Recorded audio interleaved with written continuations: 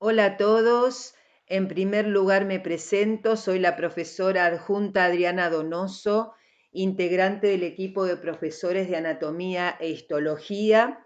Es un placer para mí poder compartir de manera virtual este espacio en nuestro aula y la clase teórica de hoy se refiere al aparato locomotor, también denominado osteoartromuscular, porque son tres los componentes que están involucrados: los huesos, las articulaciones y el músculo específicamente de tipo estriado esquelético.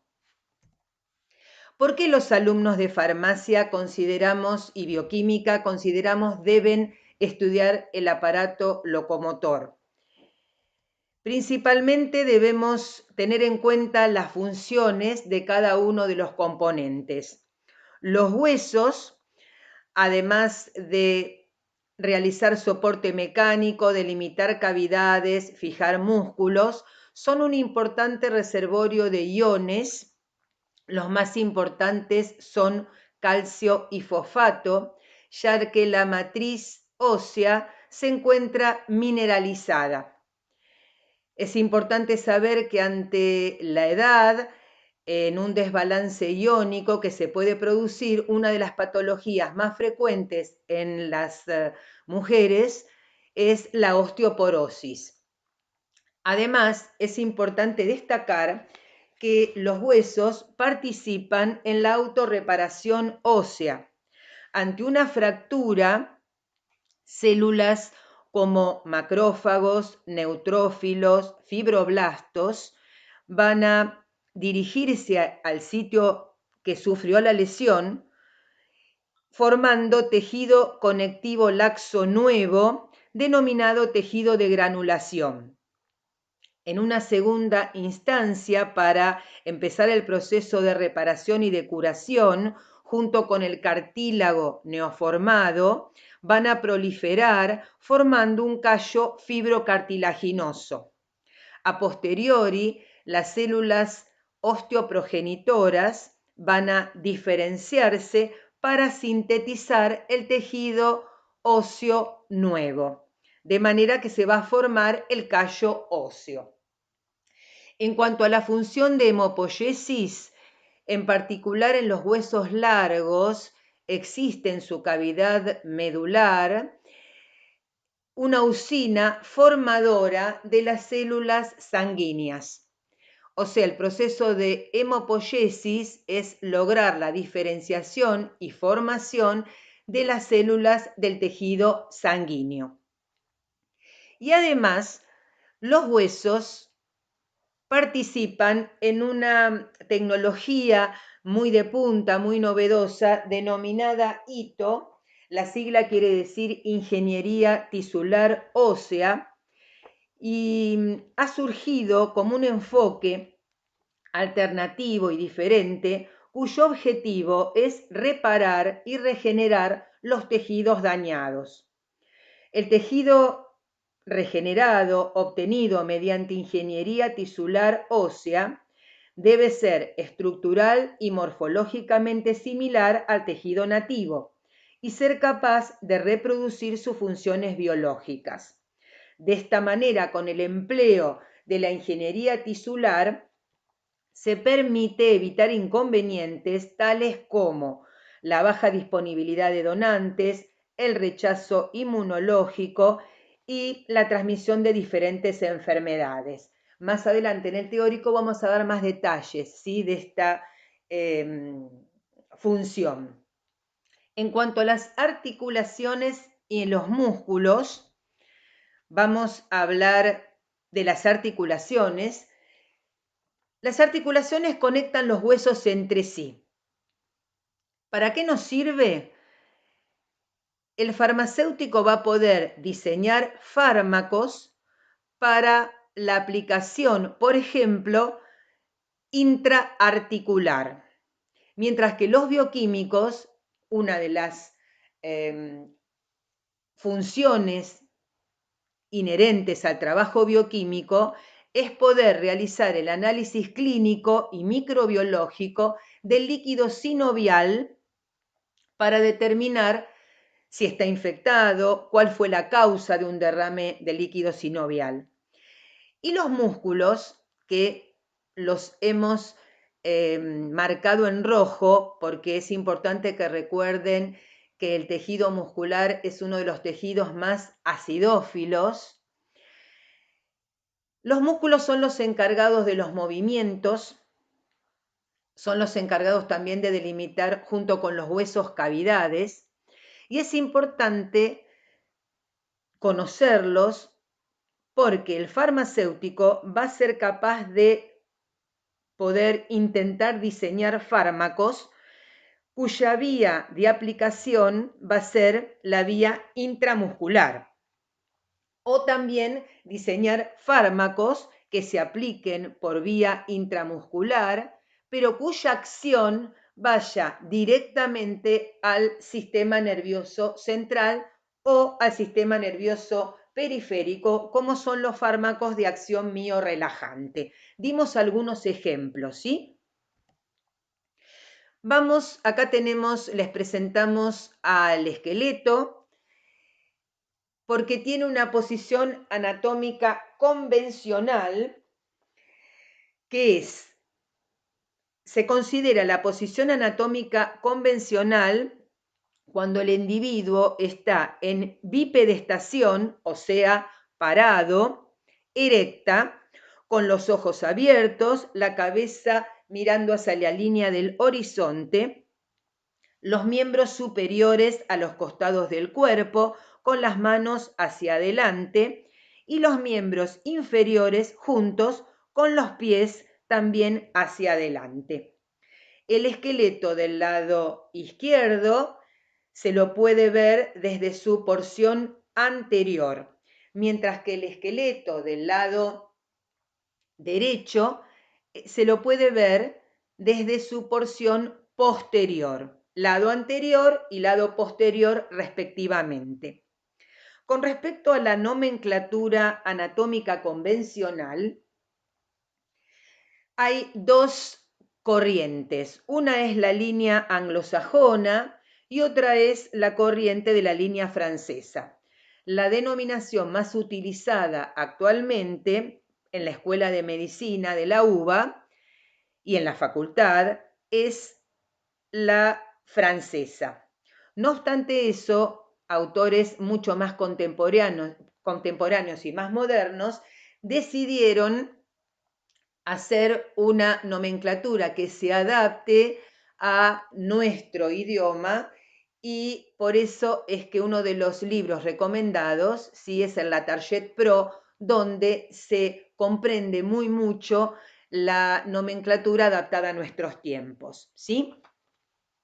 En la diapositiva siguiente tenemos especificados algunos términos de relación para que aprendamos el vocabulario que se utilizan en anatomía. En la guía de trabajos prácticos también los tienen enumerados, ¿sí?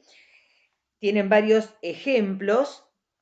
Es importante, por ejemplo, medial o interno, se refiere a cuando la estructura se encuentra cerca de la línea media del cuerpo, mientras que lateral o externo se refiere cuando alguna estructura se encuentra alejada de esa línea media del cuerpo. Otros términos importantes son proximal y distal.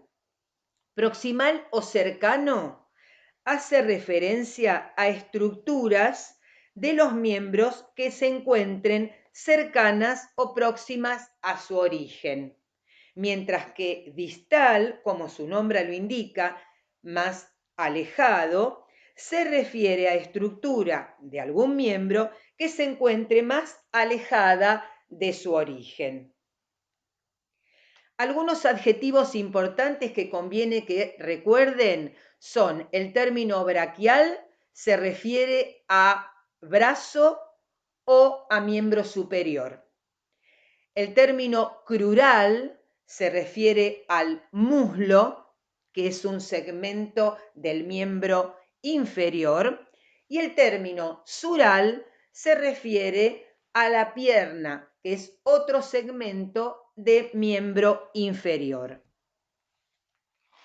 Con respecto a esta diapositiva tenemos la imagen de un individuo en el cual podemos definir el concepto de planimetría, que va a estar dado por la presencia de ejes y planos en el cuerpo humano. Los ejes son 3.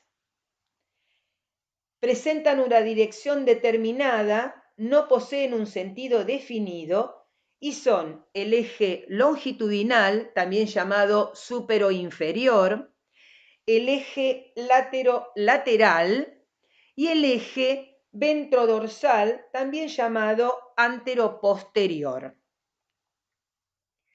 A partir de la intersección de dos ejes, nosotros podemos definir los planos de corte, también denominados planos de sección. En el esquema tenemos, por ejemplo, el plano sagital, que resulta de la intersección de los dos ejes, el eje longitudinal y el eje ventrodorsal. De esa forma también ustedes pueden deducir cuáles son las intersecciones necesarias para formar el plano frontal y para formar el plano transversal. También tenemos los planos de contención, o también llamados planos limitantes, que se describen, son 6, son imaginarios y rodean al cuerpo humano por completo. Ahora vamos a hablar de las estructuras que forman el aparato locomotor, específicamente de los huesos. Tenemos de 206 a 208 huesos, porque algunos pueden estar presentes o no, son muy pequeñitos, los vamos a ver en un ratito. Y se va a formar el esqueleto axial y el esqueleto apendicular. El esqueleto axial, que es el que está dibujado y sombreado en color azul, formado por el conjunto denominado cráneo vertebral, que abarca la cabeza ósea, la columna vertebral, el esternón, que es el hueso que lo vemos esquematizado ubicado en la cavidad torácica, y las costillas. Mientras que el esqueleto apendicular, que está resaltado en color amarillo, está formado por las clavículas, las escápulas, también denominadas omóplatos, y los huesos que conforman los miembros superiores y los miembros inferiores, y además los coxales, que están ubicados en la cavidad pélvica.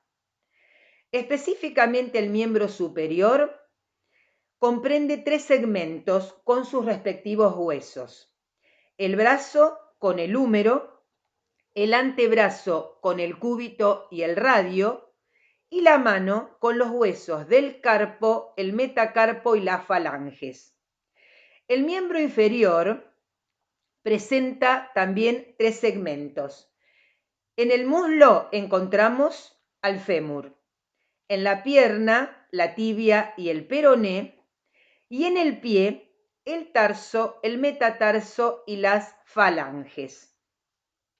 Es importante mencionar la cintura escapular, formada por la escápula y la clavícula, cuya función es unir los miembros superiores al tórax o cavidad torácica, mientras que la denominada cintura pélvica se encuentra en el extremo inferior de la columna vertebral y está constituida por los huesos coxales y el sacro y el coxis, ubicado en la cavidad pelviana. El coxal es el resultante de la unión del ilion, el pubis y el isquión, como está marcado en la figura. Existe un único hueso situado en el cuello que no presenta conexiones directas con el resto del esqueleto. Es el denominado hueso hioides, que es muy móvil, está unido al hueso temporal y a la laringe por músculos y diferentes tipos de ligamentos.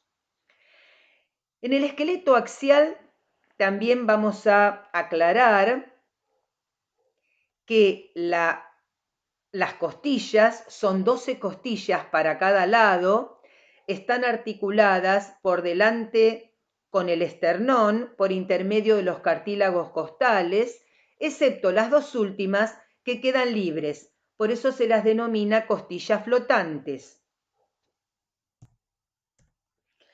Pasemos ahora a la clasificación de los distintos tipos de huesos. Según las características morfológicas, los huesos se clasifican en largos, cortos, planos y mixtos,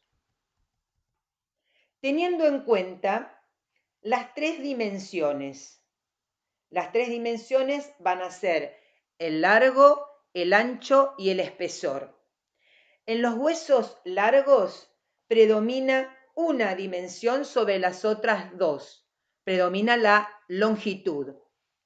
En los huesos cortos presentan las tres dimensiones conservadas en idénticas proporciones. En los huesos planos predominan dos dimensiones sobre la tercera. Y en el hueso mixto hay una combinación en una misma pieza, ¿sí? Por eso los huesos mixtos, el ejemplo más típico son las vértebras de la columna vertebral. No hay predominio de ninguna dimensión, ¿sí? Por eso también se los denomina irregulares. Vamos a hablar ahora de la parte histológica del tejido óseo, teniendo en cuenta que el tejido óseo es un tipo particular de tejido conectivo especializado. Como en todo tejido, va a estar conformado por diferentes tipos celulares y por la matriz extracelular. Todo lo que no es célula se considera matriz extracelular en histología, en un tejido, ¿sí?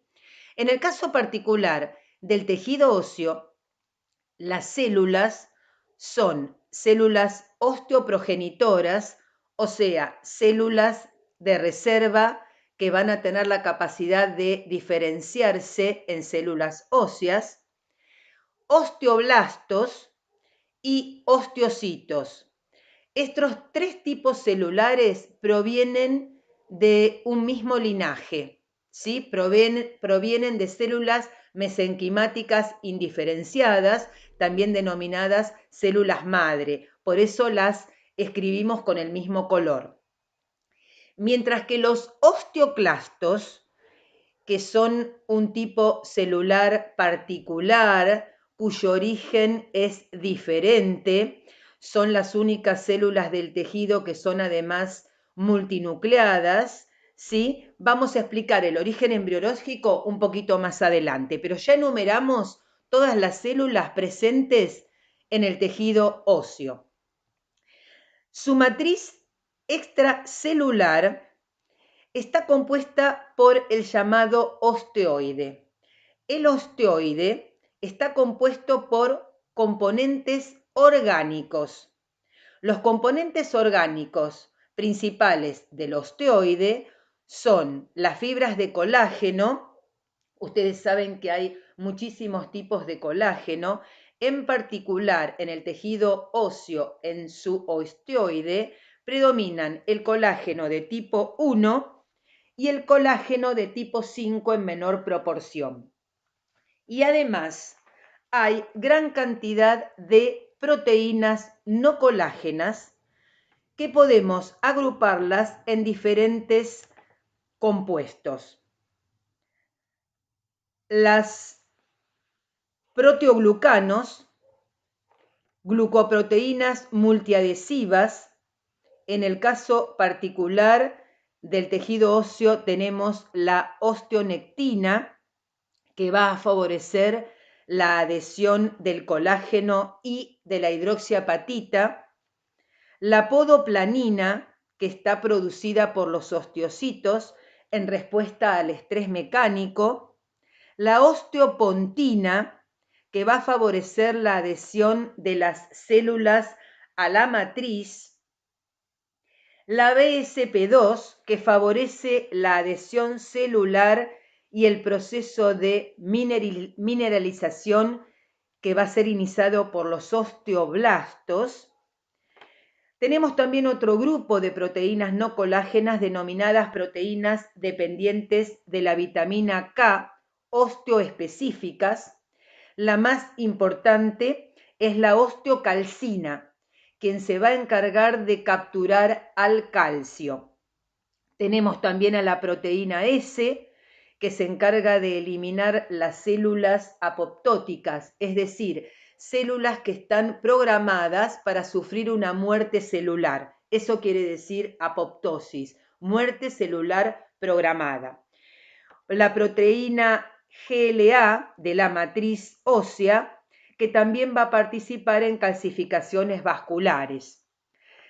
También existen factores de crecimiento y citocinas en la matriz extracelular ósea. El ejemplo es la BMP, que es la proteína morfogénica ósea, muy importante porque va a ser la que se va a encargar de inducir la diferenciación de las células osteoprogenitoras en osteoblastos y luego estos diferenciarse a osteocitos. Esa diferenciación va a estar mediada por la presencia de este tipo de proteínas morfogénicas óseas.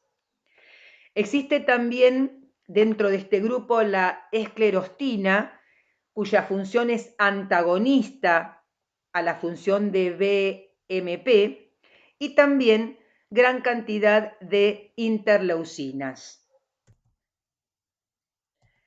Si seguimos con la matriz extracelular, tenemos también la presencia de componentes inorgánicos, de iones, cuya agrupación determina la formación de cristales de hidroxiapatita.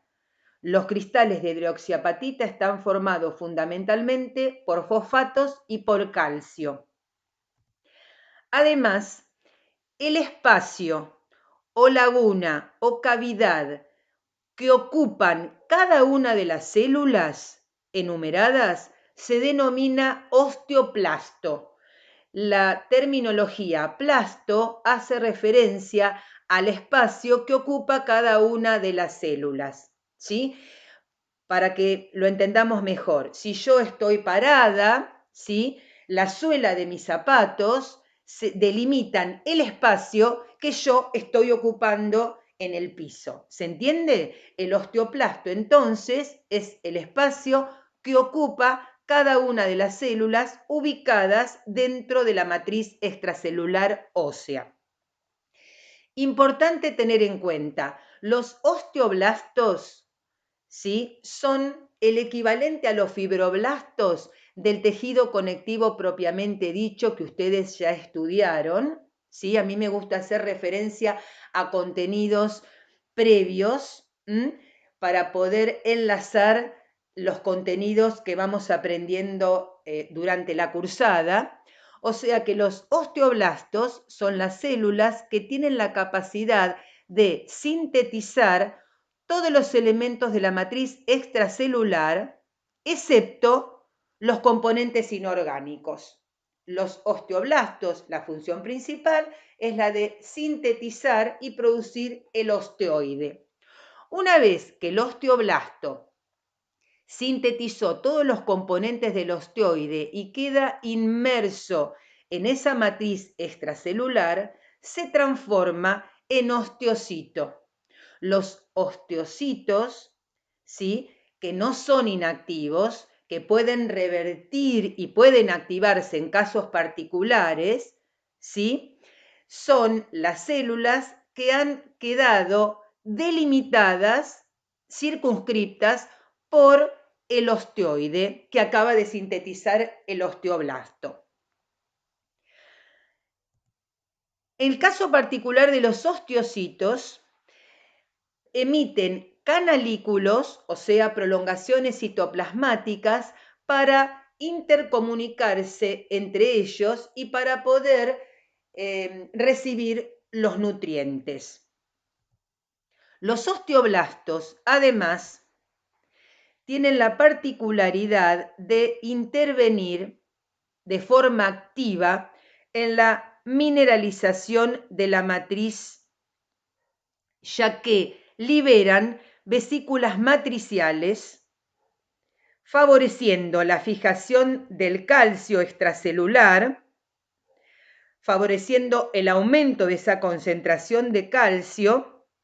Los osteoblastos liberan fosfatasas alcalinas, ALP quiere decir fosfatasas alcalinas, que son un tipo particular de enzimas que van a favorecer el aumento de fosfato, el aumento de la concentración de calcio, y el aumento de ambos iones favorece que se liberen vesículas matriciales que contienen fosfatasas alcalinas y pirofosfatasas por parte de esos osteoblastos, de manera que se favorece la cristalización del fosfato de calcio, se inicia el depósito mineral alrededor del osteoide,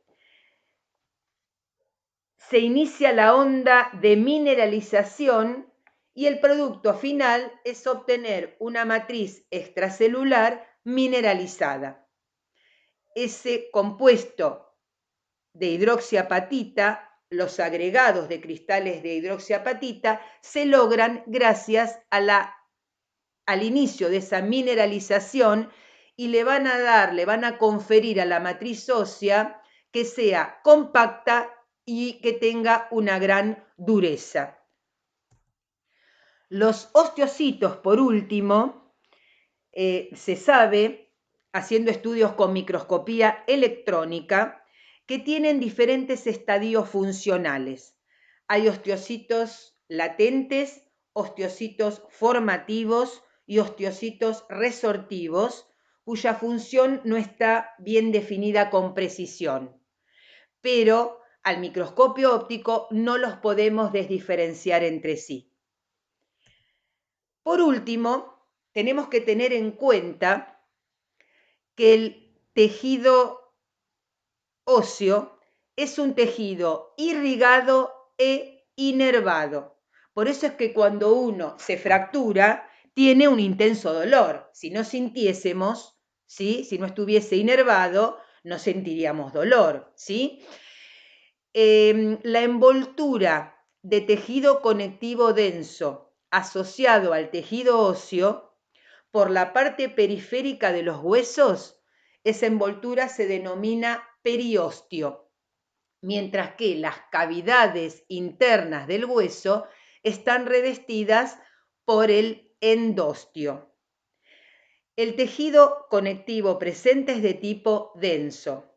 Las células que predominan tanto en el periósteo como en el endostio son fibroblastos o células indiferenciadas que se van a diferenciar en células endósticas y periósticas, también denominadas células de revestimiento óseo.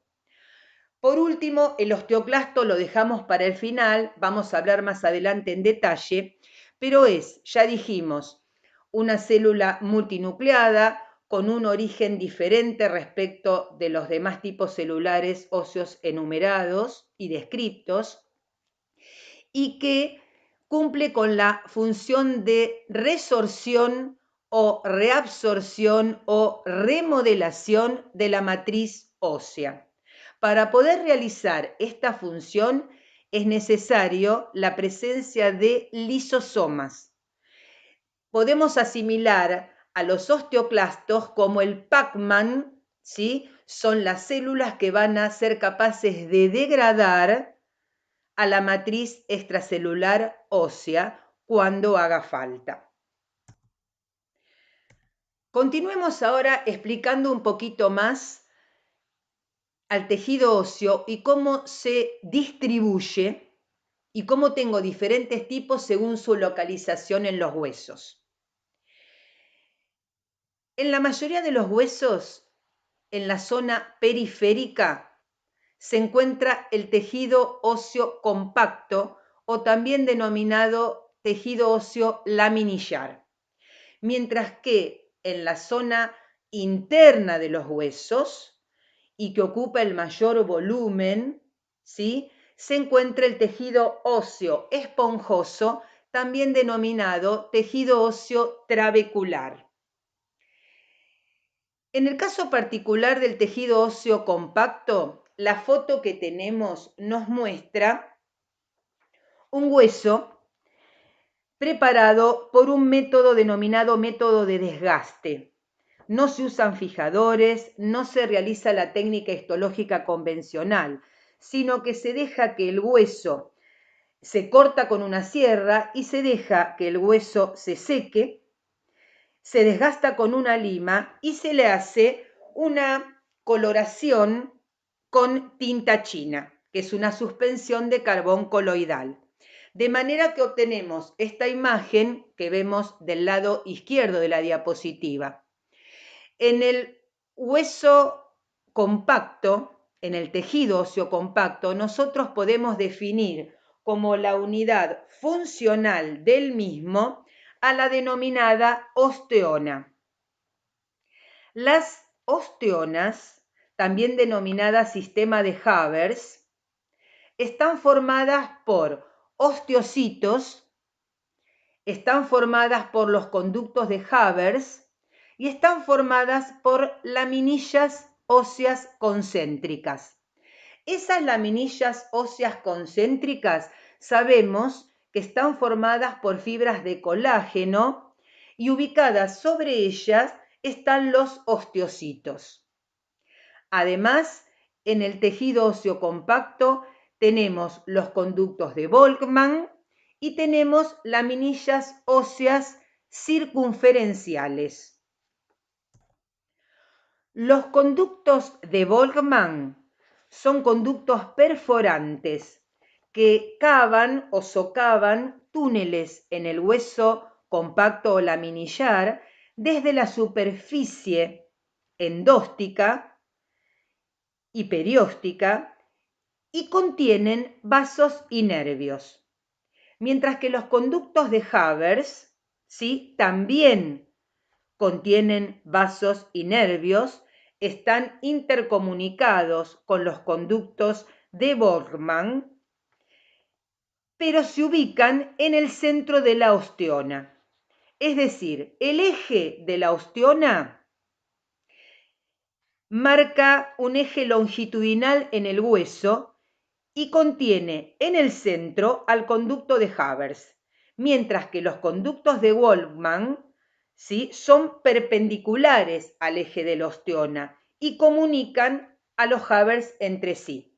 Vamos a ver un esquema en diapositivas sucesivas que también está en la guía para poder entender un poquito mejor cómo se ubican todas estas estructuras en el tejido óseo compacto en un esquema tridimensional. Con respecto al tejido óseo esponjoso, está formado por trabéculas óseas, por eso también se lo denomina tejido óseo trabecular. Las trabéculas óseas, también llamadas espículas óseas, son como si fuesen las ramas de un árbol, ¿sí? En cada una de las ramas encuentro ubicado a las células óseas, osteocitos, osteoblastos y osteoclastos. Pero como es una malla trabecular que le da un aspecto de esponja, en los espacios huecos voy a encontrar a otras células que van a ser las células provenientes de la médula ósea, en el caso particular de los huesos largos. La próxima diapositiva nos muestra del lado izquierdo un esquema de un hueso largo. El hueso largo, sus extremos forman con forma de cabeza redondeada las denominadas epífisis. La zona más extensa en el medio se denomina diáfisis y entre las epífisis y las diáfisis encontramos a ambas metáfisis. Si se fijan además, el hueso largo tiene una banda de color fucsia que representa a la envoltura de tejido conectivo denso denominada periósteo, excepto a nivel epifisario. Fíjense que a nivel de ambas epífisis aparece una zona, una banda celeste. Ahí no tenemos presencia de periósteo. Lo que se encuentra revistiendo al hueso es cartílago articular. El cartílago articular es un tipo de cartílago de tipo hialino que es necesario para que las epífisis de ese hueso puedan conectarse y puedan articular con otra superficie ósea. Del lado derecho de la diapositiva tenemos la imagen tridimensional donde se está representado al hueso compacto, a la osteona con los osteocitos y tenemos los conductos de Volkmann y los conductos de Havers. Recuerden que ambos son para llevar tejido nervioso, terminales nerviosos y también vasculatura, vasos arteriales, venosos y linfáticos. Vamos a hablar sobre la irrigación sanguínea, ¿sí? El hueso está vascularizado. En el esquema nos muestra a nivel de las epífisis, tenemos las arterias epifisarias y las arterias metepifisarias, mientras que en el centro del hueso a nivel de la diáfisis tenemos la arteria nutricia. Los agujeros nutricios o forámenes nutricios que sirven para la irrigación sanguínea ósea. En el caso particular del hueso, la irrigación es centrífuga. La sangre que nutre al tejido óseo sale por la cavidad medular, atraviesa el hueso y va a salir por las venas periósticas. Es importante entonces que quede en claro la irrigación sanguínea del tejido óseo. Y remarcamos que la médula ósea se ubica en la cavidad de los huesos largos entre las trabéculas del hueso esponjoso, o sea, la usina que va a proveer de las células sanguíneas se halla en los huecos entre las trabéculas o espículas del tejido óseo esponjoso o trabecular, que dijimos que ocupaba el mayor volumen y se ubicaba en la porción interna del hueso. En esta diapositiva está representado del lado izquierdo, tenemos un preparado histológico teñido con hematoxilina eosina, mientras que del lado derecho tenemos el hueso sin procesar, simplemente por desgaste, que ya explicamos con anterioridad. En ambos esquemas está representada en el centro la unidad estructural del tejido óseo compacto denominada osteona. Tenemos las laminillas circunferenciales que la van rodeando, los núcleos que representan a los osteocitos ubicados sobre las fibras de colágeno circunferenciales y en el centro de cada osteona se ubica el conducto de Havers, por eso se llama también el conjunto sistema de Havers, a través del cual van a atravesar al hueso los vasos y los terminales nerviosos. En la siguiente diapositiva tenemos representado al tejido óseo trabecular, teñido con hematoxilina eosina. En la porción superior del lado izquierdo tenemos representada la estructura trabecular, trabécula o espícula ósea, la cual contiene los núcleos de los osteocitos. ¿Se ven? Podemos contar 1, 2, 3, 4, 5, 6, 7 núcleos que corresponden a osteocitos. Mientras que por fuera de la trabécula tenemos los espacios y todos los núcleos que están coloreados representan a las células sanguíneas provenientes de la médula ósea. En la foto de abajo, del lado izquierdo, tenemos también representada a menor aumento una trabécula ósea formada donde se ven los osteocitos y la matriz extracelular ósea, y vemos 3 células en la porción superior multinucleadas que están ampliadas del lado derecho. Cada una de esas células multinucleadas corresponde a un osteoclasto. Recordemos que el osteoclasto se encarga de la resorción o degradación de la propia matriz extracelular ósea. La diapositiva que sigue representa también, es un preparado teñido con hematoxilina eosina, donde tenemos representada a la trabécula ósea con su característica tintorial basófila, donde contiene los osteocitos. Tenemos también osteoclastos, fíjense que están marcados y que se le ven la pluralidad de núcleos. Y acá sí están marcados algunos osteoblastos. Los osteoblastos dijimos que eran los que iban a sintetizar todo el osteoide, ¿sí? Una vez que terminan de sintetizar todo el material orgánico que va a componer la matriz extracelular, van a quedar rodeados de esa propia matriz y se van a transformar en osteocitos. Por eso es que los osteoblastos los vamos a encontrar siempre hacia la periferia de la estructura trabecular. Vamos a hablar ahora con respecto al origen embriológico de las células del tejido óseo.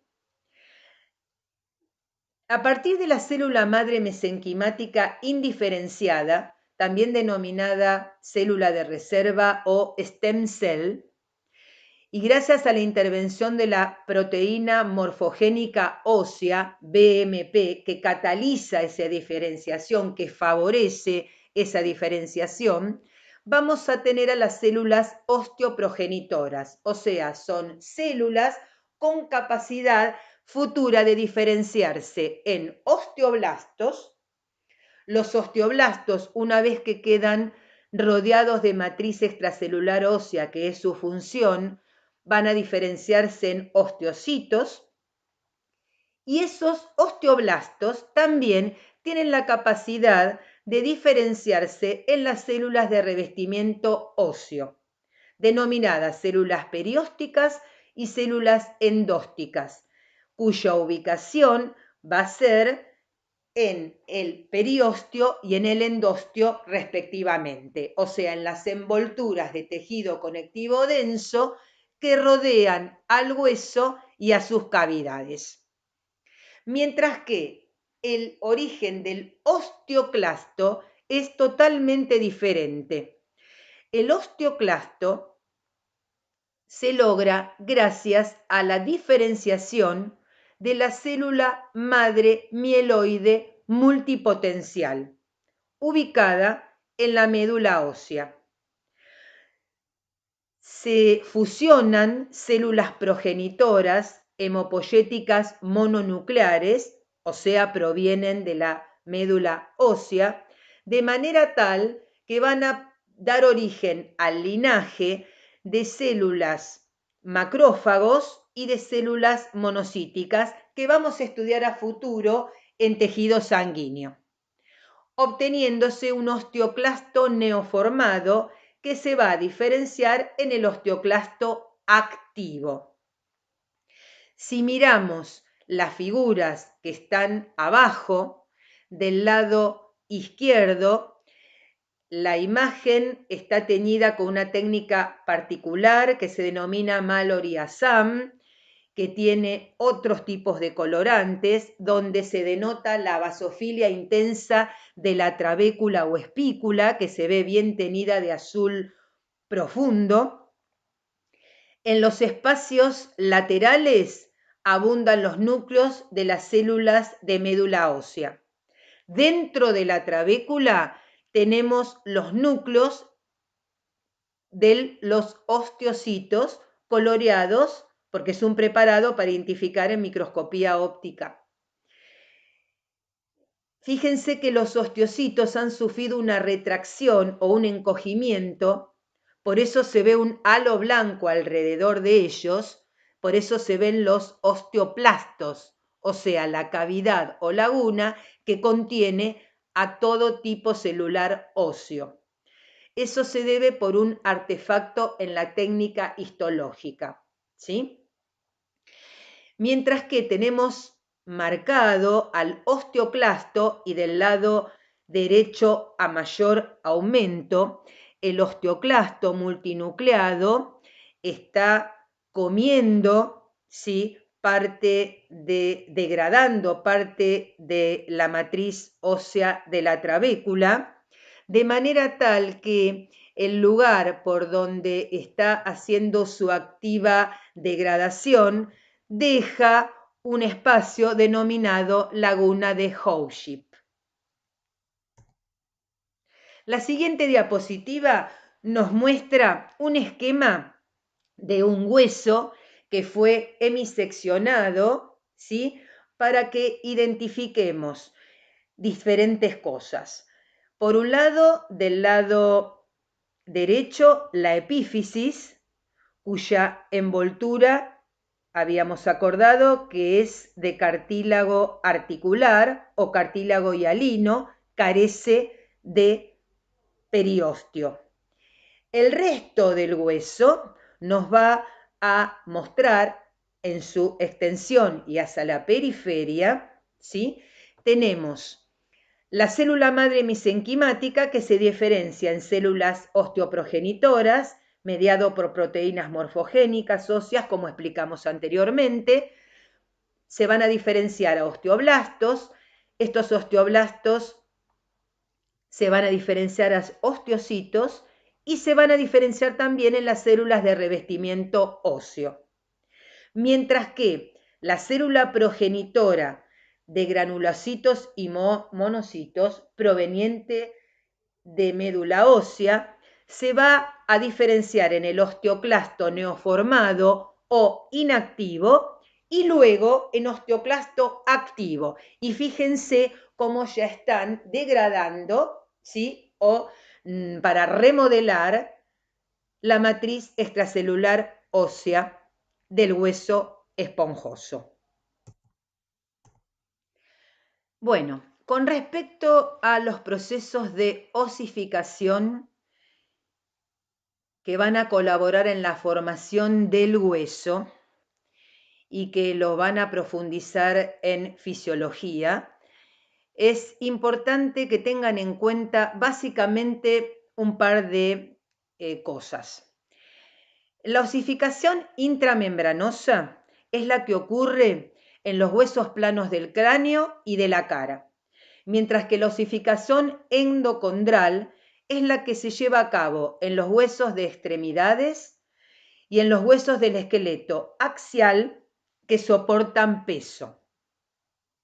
Se inician en diferentes periodos en la semana de gestación en el humano, y la diferencia fundamental estriba en que la osificación intramembranosa tiene su sitio de iniciación en células mesenquimáticas, que se van a diferenciar en células osteoprogenitoras, luego estas se diferencian en osteoblastos, de manera tal que se activan todos los componentes de la matriz ósea, se calcifica, van a aparecer los osteocitos, ¿sí? De tal manera que se diferencian todas las células y se logra un crecimiento por aposición. Mientras que en la osificación endocondral se utiliza como molde para que esta osificación se lleve a cabo parte del cartílago. O sea, acá vamos a nombrar células que todavía no explicamos. ¿Se entiende? Se utiliza como modelo para llevar a cabo el proceso de osificación endocondral el modelo de cartílago hialino como precursor del tejido óseo. Por lo tanto, las células que van a sufrir diferenciación se denominan condroblastos, que son células de cartílago, que pueden crecer, ¿sí?, mediante dos tipos de crecimientos. Uno se llama intersticial, otro se llama aposicional, que vamos a ver próximamente cuando expliquemos tejido cartilaginoso. Esos condroblastos se van a transformar en condrocitos, ¿sí? Y van a sufrir diferentes tipos de modificaciones morfológicas y funcionales, de manera tal que se va a lograr obtener el denominado hueso endocondral. No pedimos que sepan demasiado detalle, salvo lo que acabamos de explicar. Empiezan en diferentes etapas de gestación, parten de diferentes tipos celulares, ¿sí? Uno directamente parte de células mesenquimáticas y se diferencia en células óseas, mientras que la endocondral parte de un molde de cartílago y son esas células cartilaginosas que se van a diferenciar y van a tener que transformarse en futuras células óseas. Y la localización de dónde se encuentra ya la hemos conversado. Los tipos de huesos donde predomina un tipo de osificación o la otra. Vamos a hablar un poquito sobre la ingeniería tisular ósea, abreviada como ITO. La ingeniería tisular ósea básicamente es importante porque tenemos que tener en cuenta que tenemos que construir andamios. Esos andamios tienen que imitar el comportamiento normal del tejido óseo. Para ello es necesario utilizar materiales similares a la matriz extracelular del hueso, ¿sí? Se construyen los andamios cuyo objetivo es la regeneración tisular. Además, esos andamios, que son los que van a contener el principio activo farmacéutico como moléculas bioactivas, tienen que ser biodegradables, biocompatibles y de gran resistencia mecánica, de manera tal que a ser implantados en el hueso que ha sufrido una lesión, ya sea por una degeneración ósea o por cualquier otro tipo de patología como puede ser un tumor, ¿sí?, se imiten el mismo comportamiento que el hueso sano y se realice la liberación controlada de las moléculas que contienen los principios activos farmacéuticos. Está muy de moda toda esta tecnología, muy útil para regeneración de tejidos, ¿sí? Y que bueno, es un trabajo que se va logrando día a día con los avances científicos y que es una gran salida laboral para los profesionales de nuestra casa de estudios. Vamos a pasar ahora sí a el segundo elemento del cual vamos a conversar, que son las articulaciones. Las articulaciones son un conjunto de partes blandas y duras que conectan dos o más huesos adyacentes. Normalmente las articulaciones vinculan dos superficies óseas, pero hay casos como la rodilla, ¿sí?, donde tenemos más huesos que forman esa articulación. La estructura de la articulación va a determinar la amplitud y el tipo de movimiento. O sea, tenemos articulaciones con mayor amplitud de movimiento, tenemos articulaciones con una amplitud intermedia y tenemos articulaciones que vinculan superficies óseas casi prácticamente inmóviles. Además, hay otros elementos que pueden estar o no presentes en una articulación. Las superficies óseas están siempre. Hay partes blandas interpuestas, por ejemplo, el cartílago hialino o articular, que dijimos que recubría las epífisis de los huesos largos, el cartílago fibroso, que es otro tipo de cartílago, que está presente en los meniscos y en los discos intraarticulares en particular, y hay también partes blandas periféricas, como se consideran los ligamentos presentes en la articulación de la rodilla, y la cápsula y la membrana sinovial, que contienen el líquido sinovial, que van a servir para lubricar. La cápsula y la membrana sinovial están solamente presentes en articulaciones muy móviles, o sea que van a tener una amplísimo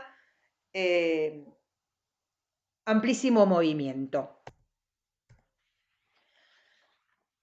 Acá tenemos divididas a los diferentes tipos de articulaciones en móviles, semimóviles e inmóviles.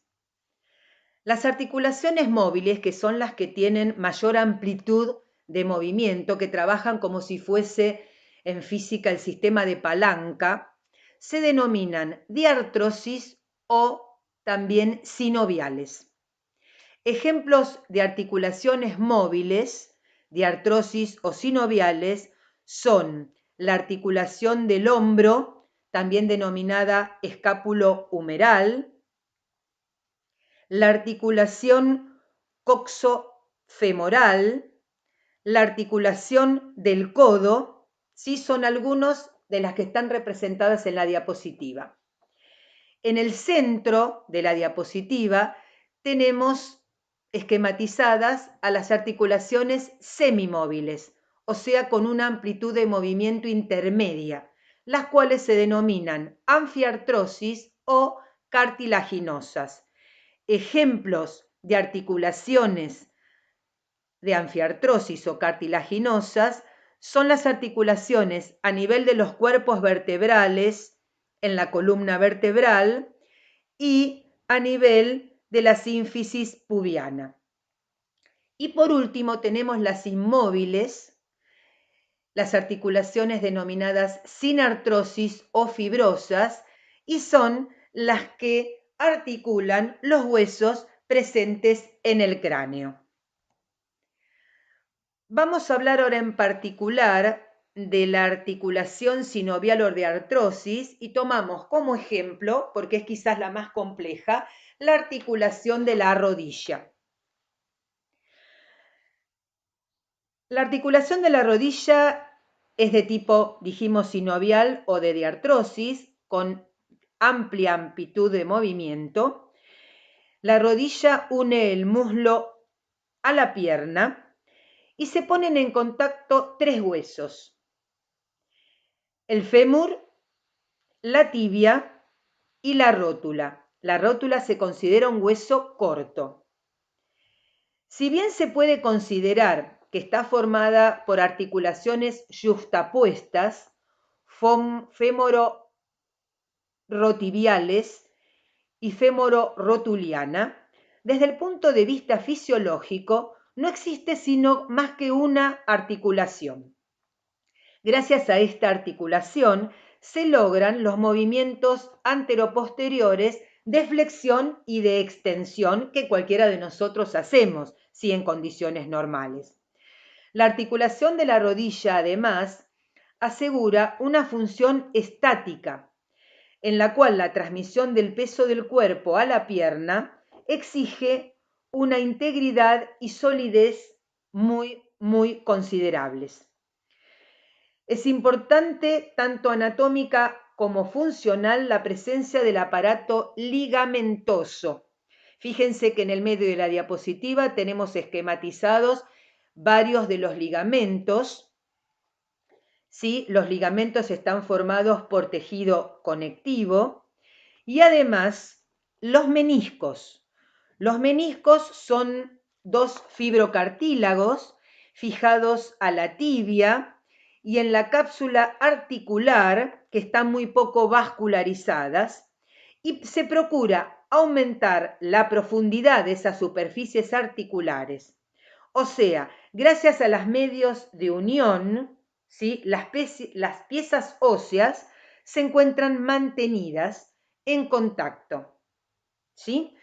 Es muy factible que al realizar deportes bruscos, ya sea el fútbol, ya sea el rugby, algunos de esos ligamentos o los meniscos se corten y bueno, si con el reposo no es suficiente la reparación en una persona adulta joven, a veces es necesario la intervención quirúrgica. En la intervención quirúrgica se adiciona matriz orgánica, ¿sí? Con una composición similar, de manera tal como si fuese un injerto, que se transforma, se forma el caso y se transforma en el tejido similar al que se ha lesionado y tienen una óptima recuperación.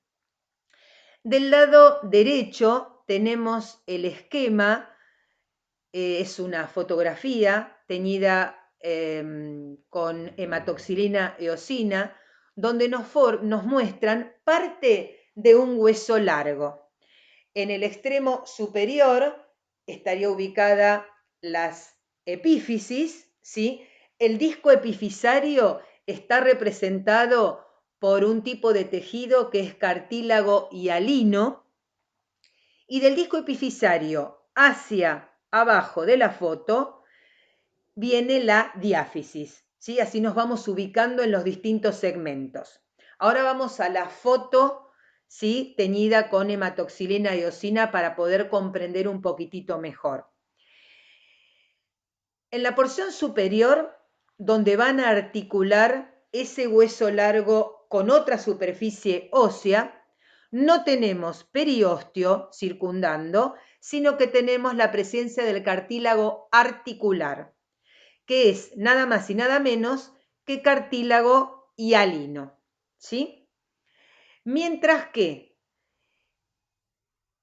en el disco epifisario, que también tenemos cartílago hialino, pero con otra función. Ese cartílago hialino presente y formando el disco epifisario ya adentro del hueso, le va a servir al hueso para crecer en longitud, ¿sí? Ese cartílago hialino es el que sirve como molde para llevar a cabo el proceso de osificación endocondral y que el hueso largo pueda crecer en longitud. Hasta que, bueno, una vez que uno llega a la vida de adulto, ¿sí? En condiciones normales, ya vamos a carecer de cartílago hialino o se atrofia porque ya el hueso no necesita crecer más. Ya hemos alcanzado la longitud óptima de todos los huesos largos. Si seguimos mirando la foto, ¿sí? Tenemos en el centro de esa estructura ósea del hueso, tenemos las cavidades que contienen a las células de médula ósea y está también marcado las trabéculas que conforman el hueso trabecular o esponjoso. Vamos a empezar ahora sí a hablar del tejido cartilaginoso, que también es un tipo de tejido conectivo especializado y que se divide en tres tipos: cartílago elástico, cartílago fibroso y cartílago hialino. es importante tener en cuenta, primero, que el tejido cartilaginoso, al igual que el tejido epitelial, ¿se acuerdan? Es avascular, o sea, necesita nutrirse por difusión. La condrogénesis, o sea, la diferenciación de las células del tejido cartilaginoso, se realiza gracias a la diferenciación de las células mesenquimáticas.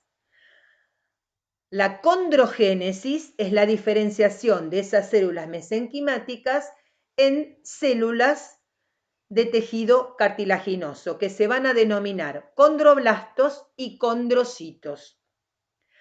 Al igual que en el tejido óseo y al igual que en el tejido conectivo propiamente dicho, osteoblastos, osteocitos, fibroblastos y fibrocitos, acá tenemos los condroblastos y los condrocitos. Los condroblastos son las células más activas, que son las que van a sintetizar el material orgánico de la matriz extracelular cartilaginosa.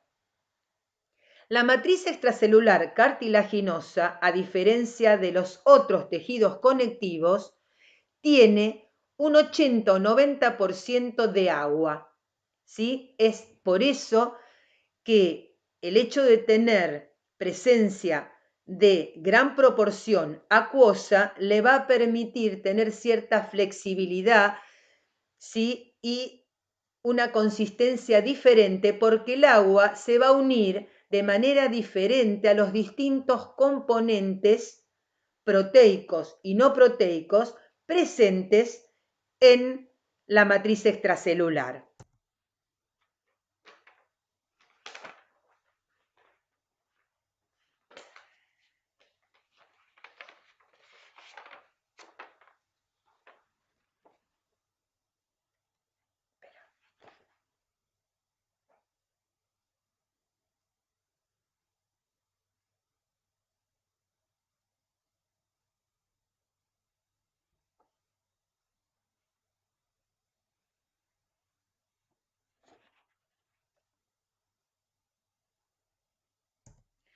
Los glucosaminoglucanos son los que permiten la difusión.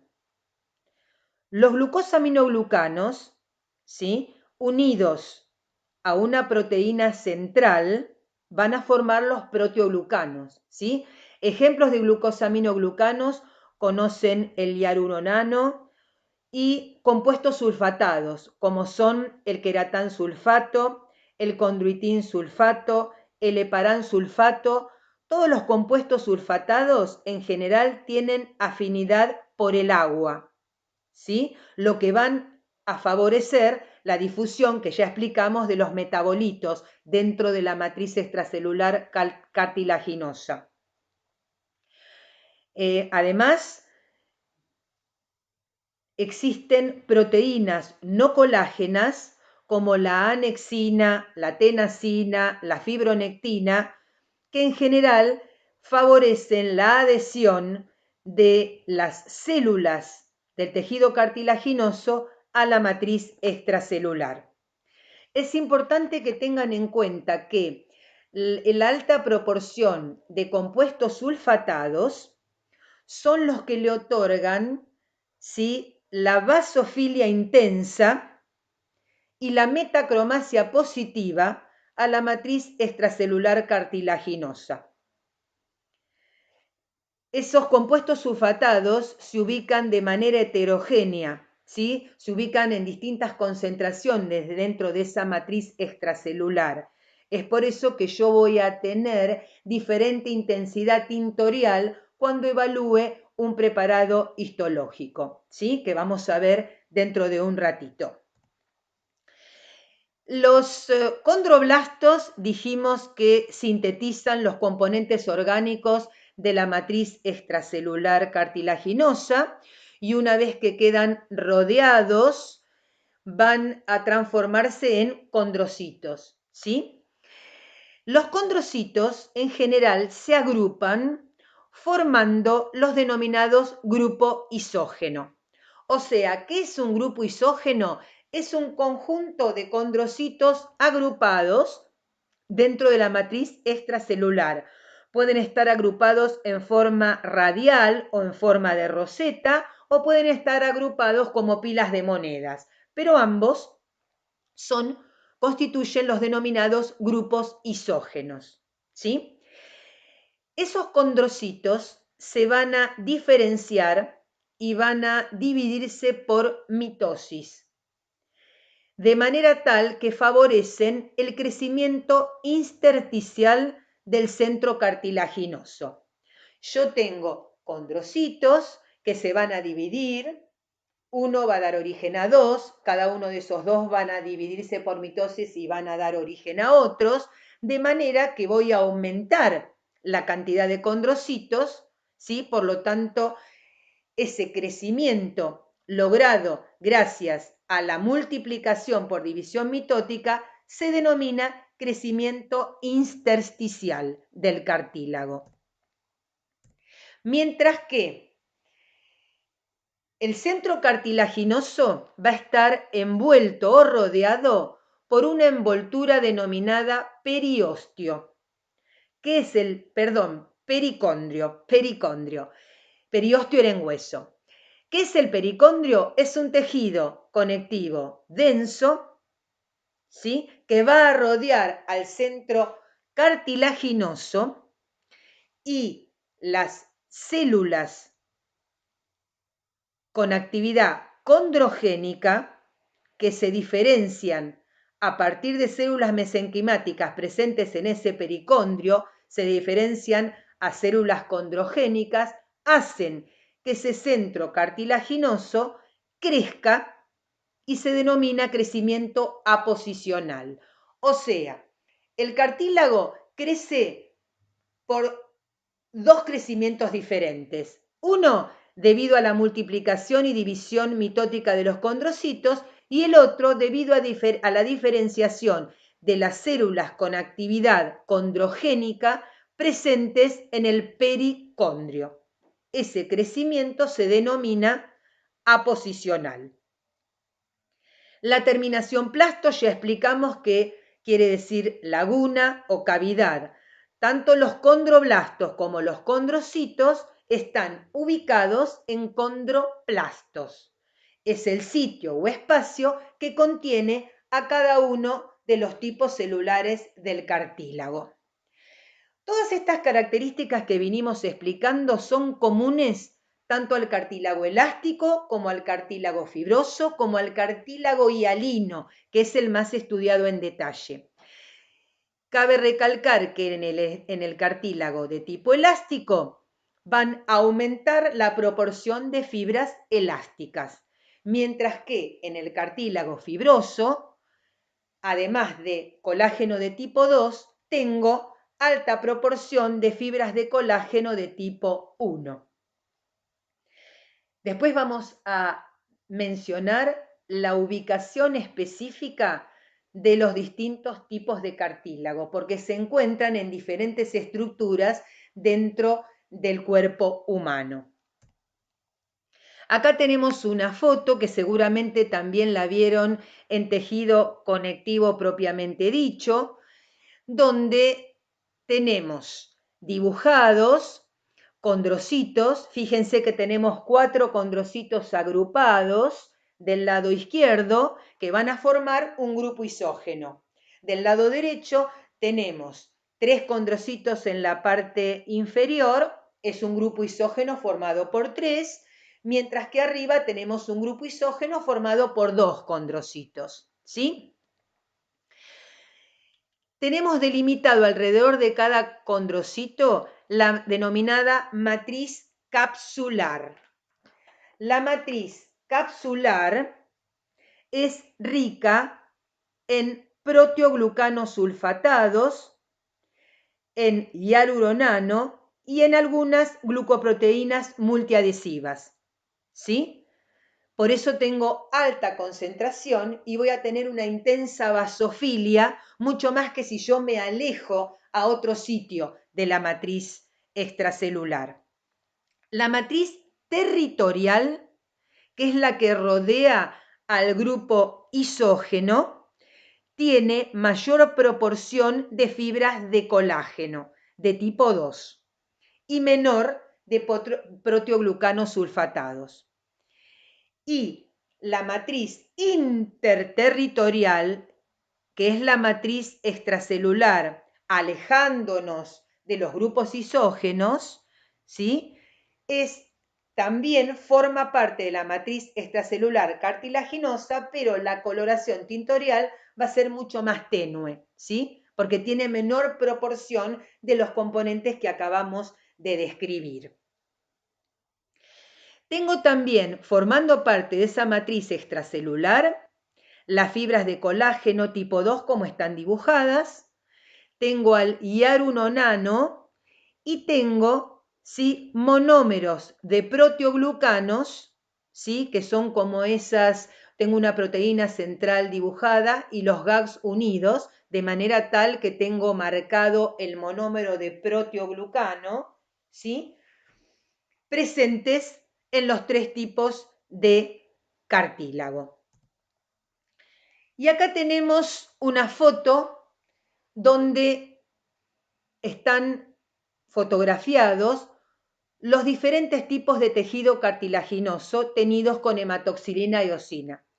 En la porción superior tengo al cartílago de tipo hialino. Del lado izquierdo, cartílago hialino a menor aumento.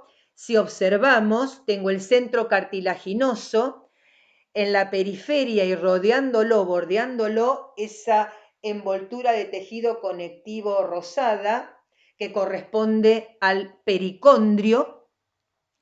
Y en el centro del cartílago tengo los condrocitos que han sufrido también retracción por artefacto de la técnica histológica. Por eso es que puedo ver el espacio o laguna que contiene a cada uno de los condrocitos. Si vamos del lado derecho, tengo marcado grupos isógenos formados por diferentes números de condrocitos. Y también veo en mayor detalle el pericondrio como la envoltura que rodea el centro cartilaginoso. Si miramos aún más en detalle, fíjense que se nota mucho la matriz capsular y la matriz que rodea a cada grupo isógeno, mientras que se va haciendo mucho más difuso la basofilia de la matriz a nivel de la matriz interterritorial. Es mucho más clarito la coloración. Ya explicamos, debido a la composición heterogénea de los distintos compuestos orgánicos presentes en la matriz. Vamos ahora a la porción inferior de la foto.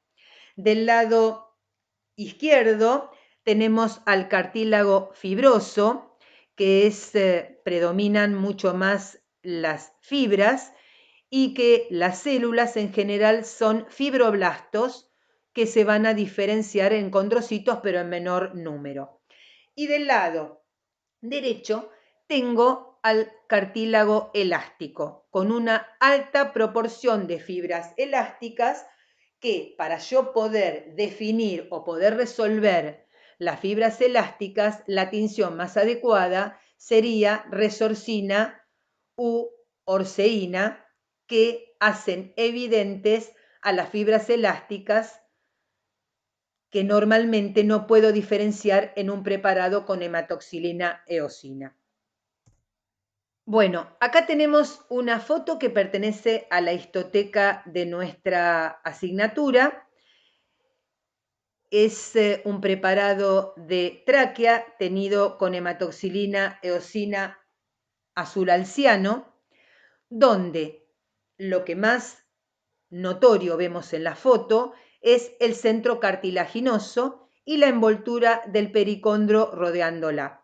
En ese centro cartilaginoso, el azul-alciano, ¿sí?, toma preponderancia y se ve notoriamente la matriz capsular que rodea a cada uno de los condrocitos y a los grupos isógenos. Con respecto a la localización particular de los distintos tipos de cartílago, que, bueno, lo pueden buscar en cualquier texto de los recomendados en la bibliografía. Nosotros en las clases teóricas tratamos de explicar los contenidos para que les sea más sencillo, pero es recomendable, si queda alguna duda, acercarse a la bibliografía, que es muy amigable. Hay muchos textos recomendados, todos son buenos, lo importante es que sea una edición actualizada y que puedan interiorizarse y consultar sus dudas en los textos de referencia, ¿sí? Bueno, con respecto al cartílago hialino, el cartílago hialino, la ubicación preponderante es en las vías respiratorias, en los órganos de las vías respiratorias como son tráquea, laringe. También el cartílago hialino se encuentra como molde de la osificación endocondral en las epífisis de los huesos largos, porque favorece el crecimiento de los mismos.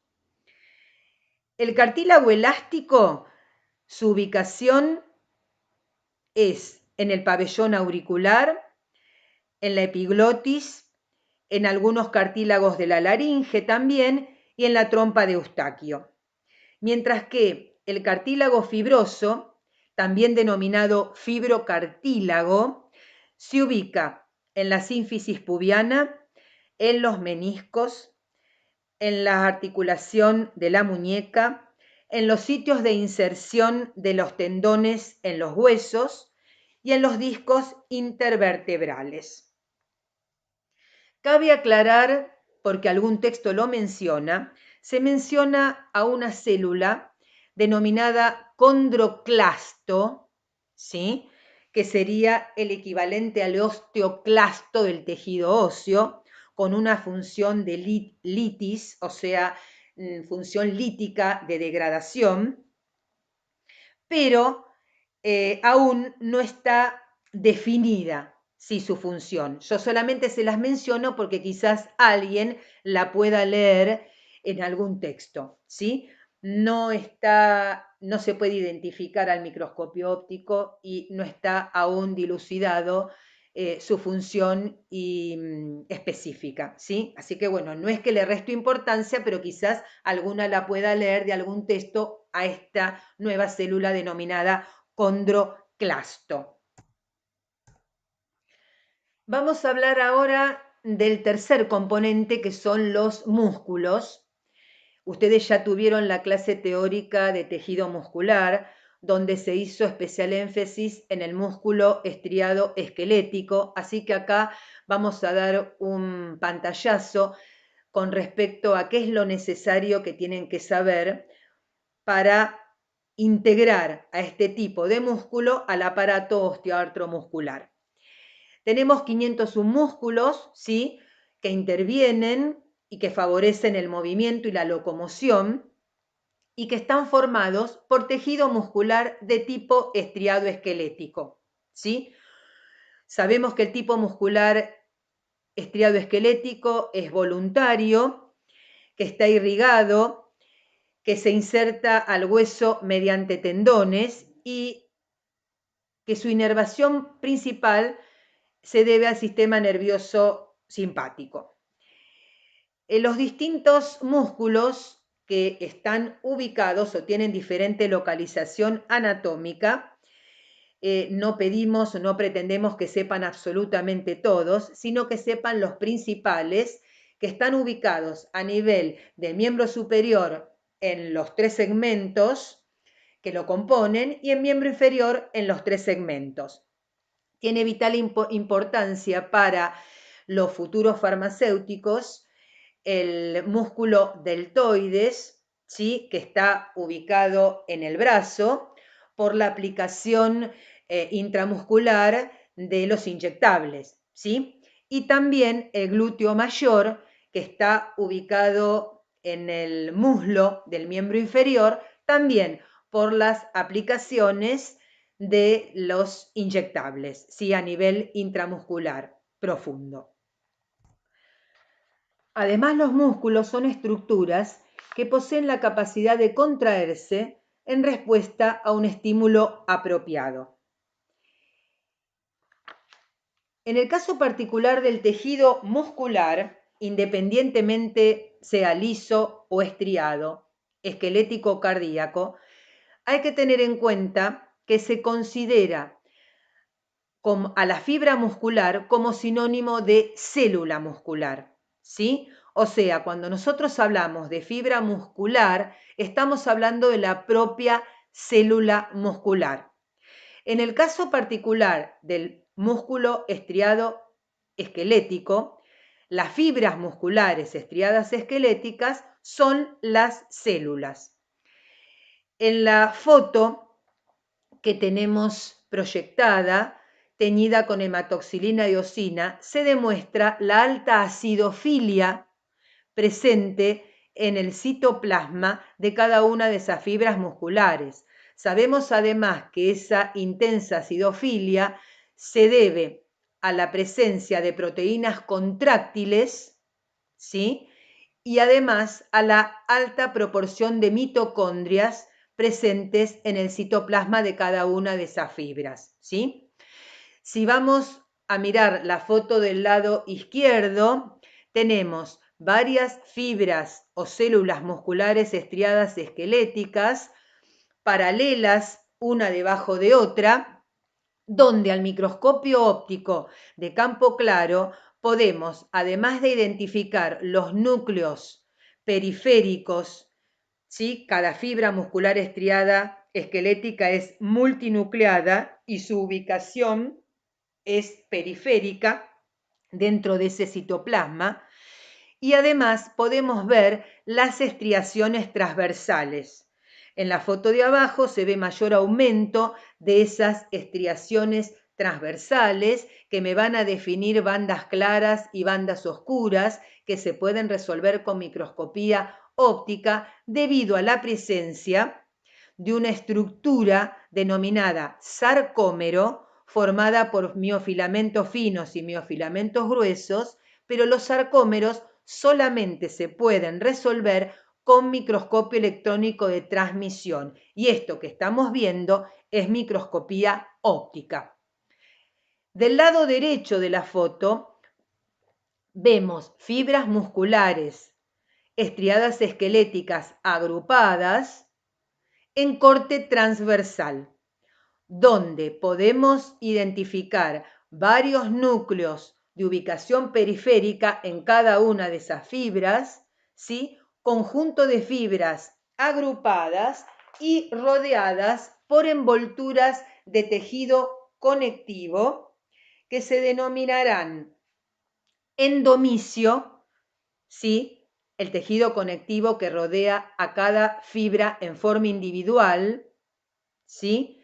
Epimisio, el tejido conectivo que rodea a un conjunto de fibras, ¿sí? Y perimisio, envoltura de tejido conectivo que rodea al músculo en su totalidad. Debemos tener en cuenta siempre que el tejido conectivo es el tejido conectivo que va a servir de soporte estructural, de sostén, y que además a través de él van a discurrir los vasos sanguíneos, linfáticos y los terminales nerviosos. La próxima diapositiva simplemente tienen esquematizado, igual que en la guía, para que puedan completar, ¿sí? Miembro superior, vista anterior, del lado izquierdo arriba, miembro superior, vista posterior, del lado izquierdo abajo, lado derecho arriba, miembro inferior, vista anterior, y del lado derecho abajo, miembro inferior, vista posterior, donde tenemos descriptos, enumerados, mejor dicho, los músculos presentes en cada uno de los segmentos inferior y superior, respectivamente. La próxima diapositiva nos muestra una estructura que se denomina placa motora terminal o unión neuromuscular. La unión neuromuscular o placa motora terminal está formada por la unión de fibras musculares estriadas esqueléticas y un terminal nervioso de tipo motor. ¿Cuáles son los componentes que encontramos en una placa motora terminal? Son el terminal nervioso motor, que normalmente se denomina axón, la fibra muscular estriada esquelética, son varias, la hendidura sináptica, que está presente entre las estructuras citadas anteriormente, las vesículas sinápticas, que van a ser vehiculizadas a través de ese terminal nervioso, que contienen el neurotransmisor, que normalmente se denomina acetilcolina, mitocondrias, que también favorecen o proveen la energía necesaria para que todo este proceso se lleve a cabo, ¿sí? Y además tenemos receptores, ¿sí?, para recibir o para que sean de unión específica con ese neurotransmisor liberado a la hendidura sináptica y puedan desencadenar la contracción de la fibra muscular estriada esquelética, ¿sí? Esto es básicamente el concepto de placa motora terminal o unión neuromuscular y cómo está compuesta. Vamos a hablar de los anexos musculares. Los principales anexos musculares son los tendones. Los tendones están formados por tejido conectivo denso modelado y sirven como medio de fijación del músculo al hueso. Del lado derecho tenemos una foto teñida con hematoxilina eosina, donde se encuentran ubicadas las células que se denominan tendinocitos, que son las que están presentes en ese tejido conectivo denso modelado. Del lado izquierdo tenemos una unión músculo-tendinosa y consideramos unión músculo-tendinosa al sitio de unión entre una fibra muscular y el colágeno de un tendón, ¿sí? Eso es básicamente a qué se denomina unión músculo-tendinosa, ¿sí? Por eso es que se ve la acidofilia notoria de la fibra muscular estriada esquelética, mientras que en el tejido conectivo denso modelado, además de los tendinocitos, estarían presentes las fibras de colágeno. También como anexo muscular son consideradas las aponeurosis y las fascias, que están descritas en la guía de trabajos prácticos, ¿sí? Por último, vamos a, en la última diapositiva, tenemos los plexos nerviosos. Los plexos nerviosos son 4: cervical, braquial, lumbar y sacro, ¿sí? Se considera plexo nervioso a una red de terminaciones nerviosas entrecruzadas, ¿sí?, cuyas fibras nerviosas tienen origen en la médula espinal, que es un órgano del sistema nervioso central, que se ramifican y se reorganizan esas fibras para formar los nervios terminales que van a inervar diferentes órganos a lo largo de todos los aparatos del cuerpo humano. Por ahora, como no sabemos demasiado de tejido nervioso, porque se ve casi al finalizar la asignatura, es lo único que pretendemos, que tengan el concepto de qué es un plexo nervioso, cuáles son, ¿sí?, y cómo están formados. Bueno, hasta aquí hemos llegado en la clase teórica de hoy. Muchas gracias por su atención, por su tiempo, y desde ya cuenten conmigo para esta cursada y deseo que sea lo más provechosa para todos.